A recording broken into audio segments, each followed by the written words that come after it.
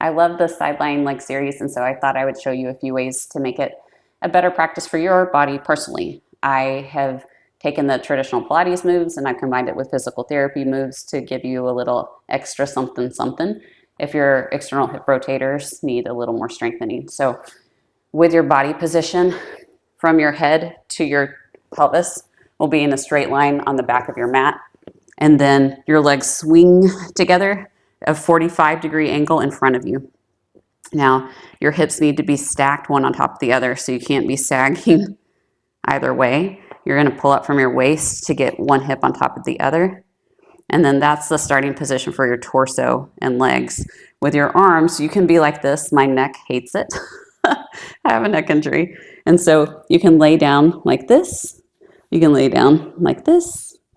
You can prop up like this. You can go full tilt and be uber Pilates and do it this way, which makes you keep your arm back connection on the whole time and work on balance, right? Or my favorite one for most people is getting a Rolga core ball and just putting it under your head like a pillow, because then it frees up our arms to work on that arm back connection. So from here, I'm going to press my elbow into the mat, this top hand pressing into my bottom hand. And when they press into each other, suddenly my whole upper back shoulder girdle turns on. And that's going to make it easier for me to turn my tummy on and also for me to lift my leg from a solid base. So those are the ways to set up for sideline legs. You can also, instead of having your bottom leg straight, you can start off with your leg bent, because that's a shorter lever, so it's easier on your body. For the longer and shorter lever systems, if you don't know what I'm talking about, the further our extremities are from our core, the heavier they get. And so it is harder to do a movement with a long lever, right, reaching away from us, than a shorter lever, doing it closer to that torso. So when you first start, you may want to start with a shorter lever and build up your strength. And then as that gets to be easier for you, upping the ante by lengthening that lever. Hey, I'm back with some more sideline leg series tips. So we already talked about the setup and how to have your torso and your legs and your head.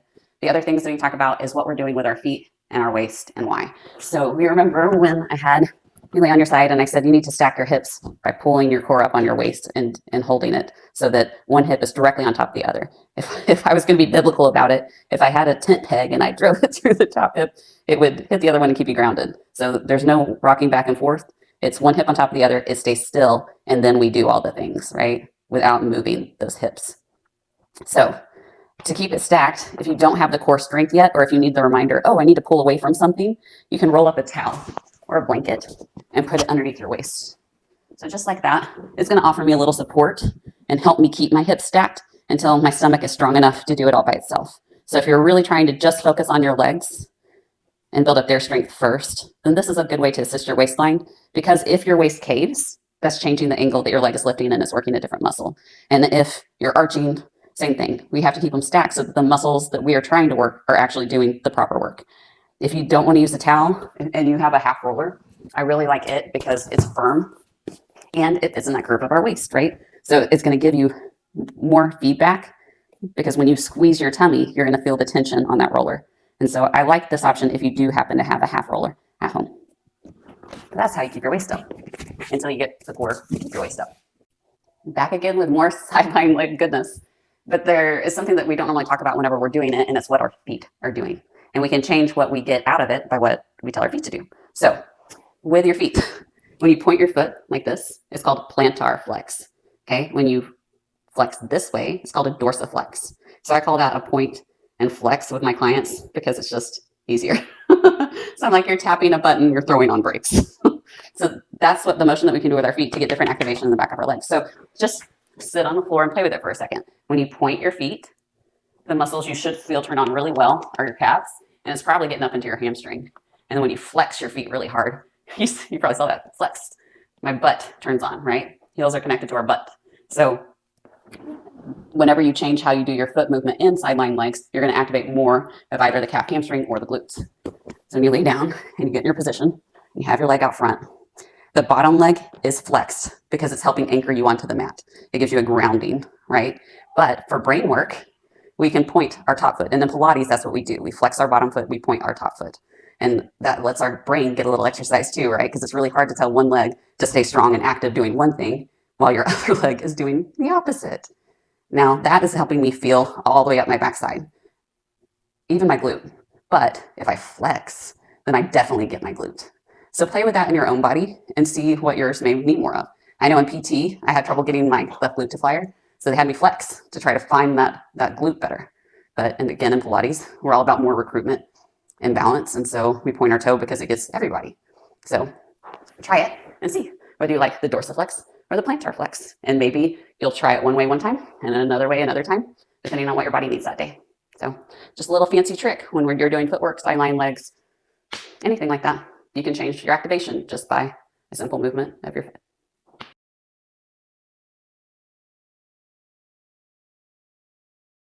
For my sideline legs, I like to have something that can either support my head or support my waist. I have some neck issues, and so sometimes that can get complicated for me. The roller ball, the roller core ball is perfect for that because I can put it beside my head if I would like, or I can put it below my waist. What I have found that I like personally is using the rolled up peanut to put under my waist. Now it's firm, it's not comfy, but that encourages me to not rest on it. And I'm just going to have to pull my core up away and stay strong the way that I'm supposed to because it's reminding me I don't want to rest on it. I'm going to line my body up on the backside of my mat, swing my legs forward on the high diagonal, and then I'm going to assume the arm position that helps me keep strong in my upper back. So I am interlacing my fingers behind my head, pulling my shoulders wide, squeezing my tummy, again to withdraw from the peanuts pressure, and then we can get started. I'm going to use this Gen Boss timer to keep us accountable. It will beep every 30 seconds, letting me know that I'm halfway through. So if you're wanting to do only 30 seconds instead of a full minute for each move, you can do that. You'll catch your breath as I finish the full minute, and then you'll jump back in for the next move. Here we go. The first move is straight leg lower and lift. My bottom leg is flexed. I'm making sure my hips are stacked so my bottom leg doesn't try to roll take up. And then my top leg will be pointed. Interlacing my fingers behind my back, pulling my elbows away from each other, getting nice and broad in my back. The core is on, it's pulling away from that peanut as much as is possible. And I'm only opening to the height that my hips don't rock. So this is my stiff side. My left is cantankerous. Doesn't like this. That's your 30-second mark. You can stop if you're just doing 30 seconds with me today. Otherwise, you can do anything for 30 seconds, though. You probably hear me say that a lot. That's quite a mantra. I can do anything for X number of minutes. We're almost there. 10 more seconds. After this, we're doing leg forward and back. So I stop my leg at hip height. I pull it forward only as far as it doesn't rock my pelvis. I push it back only as far as it does. Forward and back. And you'll notice it doesn't go very far behind you. We only have about 15 degrees behind us that our glute actually pulls.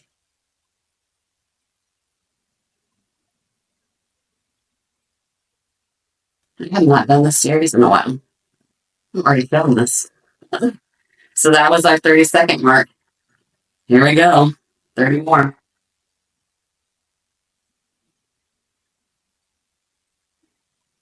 And then next up to that, we have internal rotation.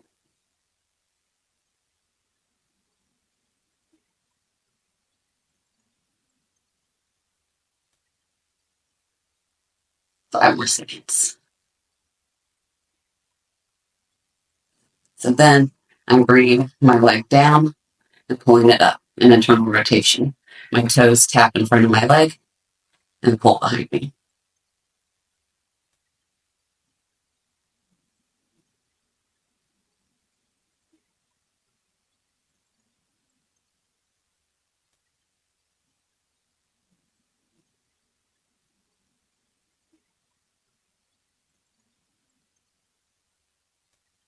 Halfway.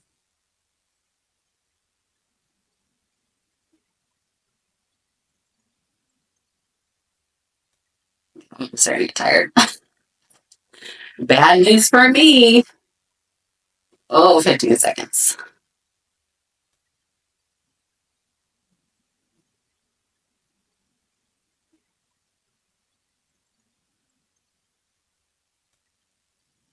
On that bottom leg, make sure it's staying flexed. Okay, from here, we do external rotation. So again, my foot is rotating outside down. See how my elbow wanted to rotate towards the mat? We'll pull that back open. You should be feeling this in your waist. It's working really hard to not let your hips flop back.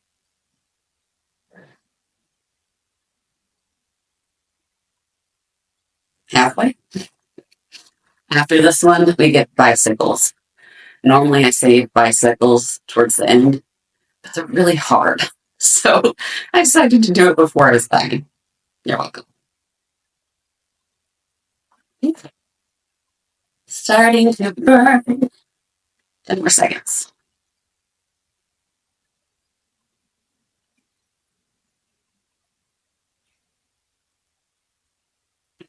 There we go. Bicycles. I'm going to pull my knee into my chest, keep it at hip height, open my leg long, pull my leg behind, curl my toes in. I have a wall behind me, so I don't have a lot of range behind. And with this one, we're able to do a reverse. So when that timer beeps, we're going to go backwards. There we go. So now I pull all the way forward, bend my knee, tuck it all the way back. Straighten, pull through, bend, pull back. These look ugly on me. At hip surgery, this is the hardest one for me to pull through. After bicycles, we get a leg press. I need a chest. I'll feel so good after this. Okay, so that's that knee chest movement. You can flex your foot to pull in to get a little bit more glute activation, or you can keep that pointed toe, whichever you prefer.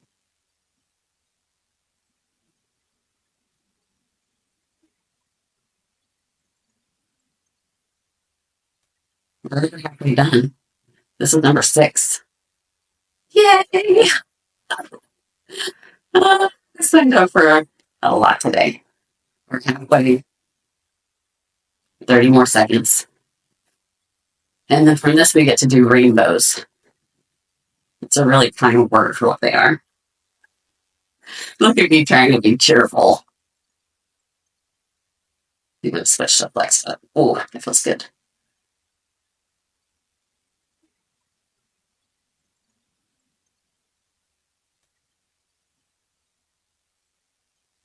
Here we go, rainbows. We tap in front of our leg and tap behind our leg. So we can keep our toe down the whole time, or if we want to get our hips rotation ball, we can tap in front, turn our foot, tap our heel behind. You just have to not let your hip flop out when you break behind you. That's the temptation. Should feel pretty good because it's working that back. Halfway. Almost done with our rainbows. And then we have the donkey kick. When I teach kids, they don't like the donkey kick pretty well. It feels silly. They like silly.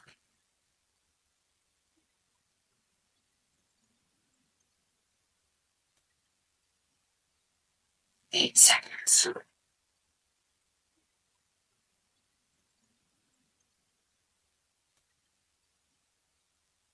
Here we go, donkey kick. Knee taps down, heel drives away.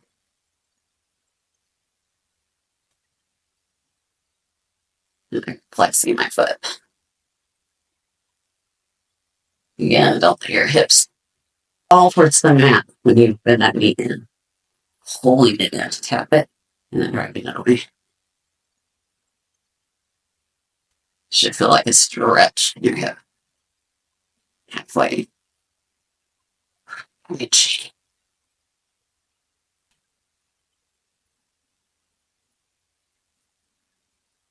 Good news. We've just got 2 more moves left. We can do it, team. Forget about the other leg for now. Lloyd Bay.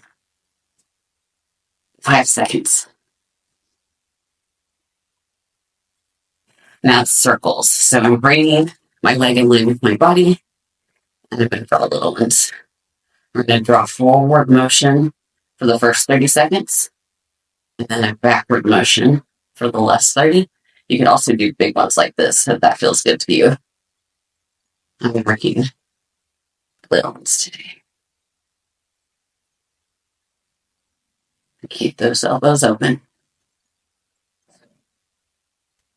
After bursts.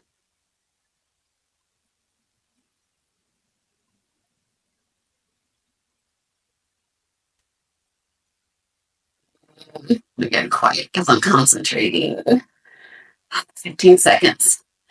Let me get clam shells. I'm dribbling all over. I bet you are too. We're almost done. This thing. Oh, 3, 2, 1. Oh, my goodness. Now I'm going to elevate my ankles and open and close my knees. There are a few different ways we can do clams, and we talked about those in the previous videos. This is the one that feels fun for me, so I'm going to do this one. My ankles are elevated, and my bottom leg is pressing into the mat as much as my top leg's trying to press towards the ceiling. So there's a reciprocity there. 30 more seconds. We can do it.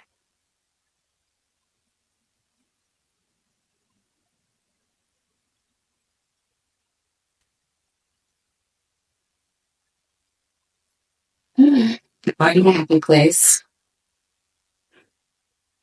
10 seconds. We can do anything for 10 seconds. Yep.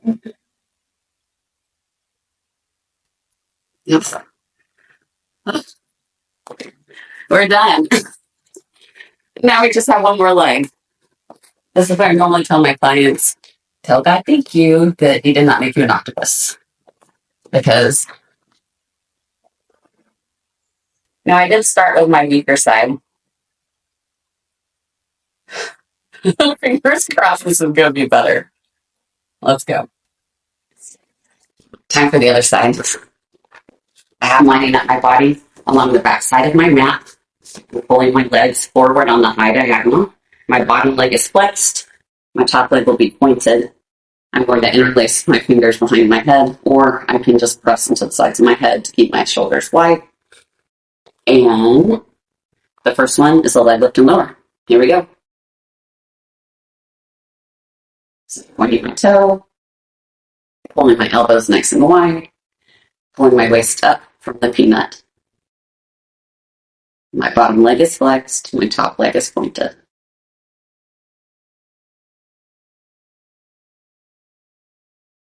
Thinking about keeping my shoulders away from my ears.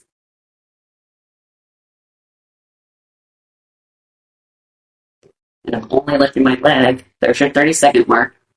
I'm only lifting my leg as high as my hips will allow. So with my left side, it's always tighter, so I can't go as high without rocking my hips. And this is when we start to realize how heavy our legs actually are. Whew. The movement after this is the front and back. I'm going to stop my leg at hip height. I pull it forward, and I pull it back. But I only get to go as far forward as my hips don't rock. I only get to press as far back as my hips don't rock. And I'm actually using my glutes, so that's about 15 degrees behind me. I am aiming to keep my leg at hip height when I pull forward and when I push back.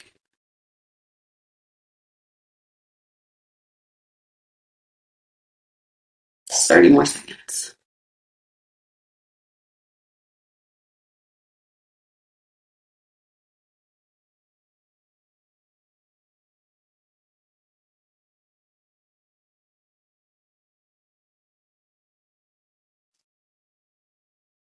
A minute seems like such a long time sometimes. We can do this though. We only have 2 legs. There we go. Internal rotation. So I'm going to tap my toe down and lift my leg up. Keeping my toes down the whole time. As I pull my leg up, it's going to want to level out. I'm just going to not let it. Focusing on my hip stability here as I point that toe down and I pull behind.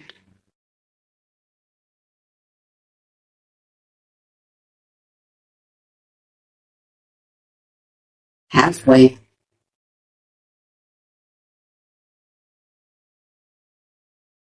I already finless with the other leg. So I'm shaking because that was the leg that was stabilizing me the whole time. So this leg's already tired, y'all. It's a lot of work. It looks like I'm not doing anything, but I swear, y'all, I swear it's so hard. Especially when you give us straight legs. Okay, now I just tap my heel down and pull up for external rotation. So my hips really want to flop back when I do this. So guess what? I'm not gonna let them. I'm just not. I may not go very high, but I'm not gonna let them flop. That's what my abs are for. And the yoga's reminding me to squeeze them. If y'all don't have the roll of peanut, you're missing out. Halfway. Ooh, starting to feel my butt. That means I'm doing it right. You're like, I didn't want to feel my butt. Not this way. Well, guess what? You started the video anyway. And here we are. 8 seconds. And then we're doing bicycles.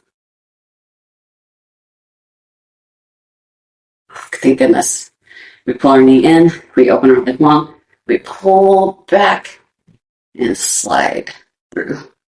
Bend knee in, straighten, straight leg back as far as we can, and then we bend it and slide through. Now I have a wall behind me that I'm grazing, so it can't be as big. I'm quite excited about that because bicycles are the hardest.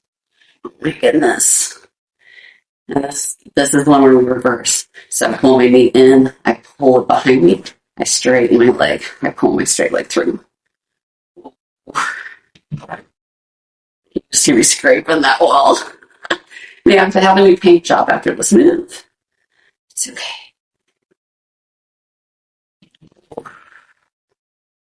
We have the knee presses next. Just a leg press. Okay. This one we pull in, we push out. You can flex your foot, or you can keep your toe pointed. I'll adjust my arms a little bit. There we go. And it's just like the leg press machine at the gym. Pull it up as much as I can without flopping my pelvis. And I'm dragging that heel away, trying to keep it in line with my bottom. It's always a goal. It's not always a success. Halfway. Goodness. After this, we have rainbows. And they sound so much more pleasant than they actually are. But I love them. So I'm going to make you do them too. 12 seconds. I'm really grateful I only have 2 legs.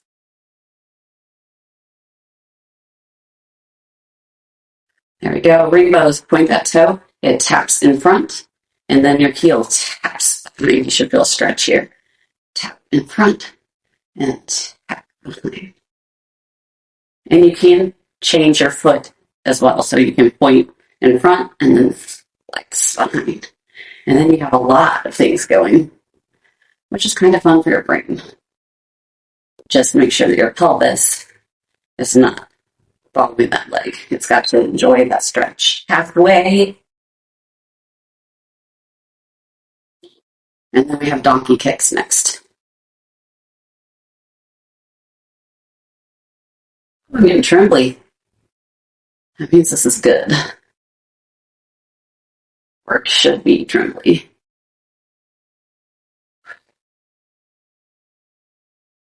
5 seconds. Okay, donkey kicks. We tap our knee down the front of the mat, and we drive our leg up. Tap and drive. Now, I'm aiming to keep my hip up. When my leg taps, that gives me a stretch, and then the heel kicks away. So I feel my butt at the top, I feel a stretch here at the bottom.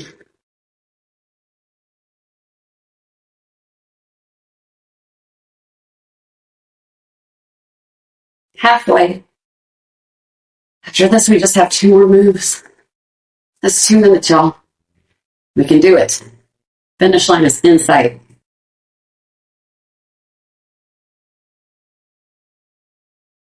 Circles are next.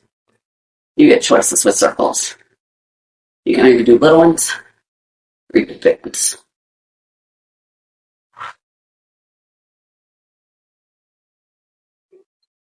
Here we go. Pointed toe. The leg goes in line with your body instead of in line with your other leg. And then you draw circles. I'm going to draw little ones one direction for the first 30 seconds. And then I'm going to reverse my circles. You can also do big ones like this if you're a masochist. My hips are kind of tired. Maybe that one does feel better, actually. I guess I'll do this one. It's just harder to keep your hips from moving. And then we reverse. Oh, there we go. If you want extra, you squeeze your legs as they pass through. Squeeze, that's the inner thigh activation. Oh, my shoulders were trying to sag. Elbows wide. No cheats.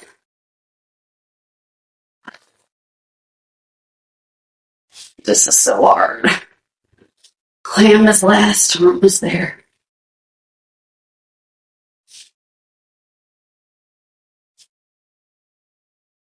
Let's see. We can do this. Clam shells. Raise our ankles. We open. We close. We open. We close. I'm pressing into my bottom lip as much as I'm pressing into my top one. There's a reciprocity as they push away from each other. I'm officially tired. Are you tired? You should be tired. You're doing this right. You're tired. Halfway. 30 seconds left. This is where we go into our happy place. We think about beaches and mimosas and massages. You may be feeling like you need one after this. I hope you do. I hope you used all the muscles to make this happen. Goodness. 9 seconds. That is at 9. I guess it didn't. We're done. You did it. We did it. We did all the things. Let me check my list. Lift lower, front back, internal rotation, external rotation, bicycles, knee to chest, rainbows, donkey kicks, circles, plan. We did them all. Pat yourself on the back. Probably rub your external hip rotators. Give them some love. You get to turn them off. You don't get to talk smack to me anymore. Now stretch out the muscles that we just worked so well. We're going to do a pigeon stretch. What that looks like is going into a plank position. I'm stepping one leg back at a time, up my lower back, and then I'm going to swing one leg forward. The goal is to have it in a figure 7 position. I've had hip surgery. That ain't happening.